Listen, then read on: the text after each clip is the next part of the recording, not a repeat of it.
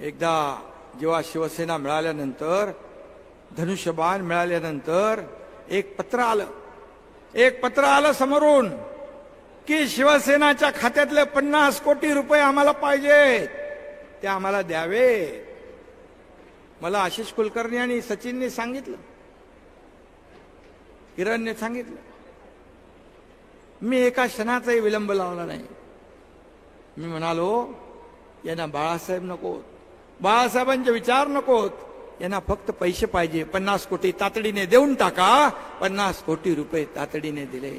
50 खोक्यांचा आरोप करणारे तुम्ही 50 खोके मागताना जरा जनाची नाही तर मनाची तरी काय ते वाटली पाहिजे होती.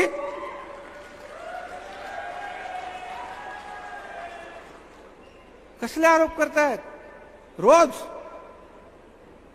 अरे तुमच्यावरचे आलेली संकट या एकनाथ शिंदेने छातीवर घेतली आहेत.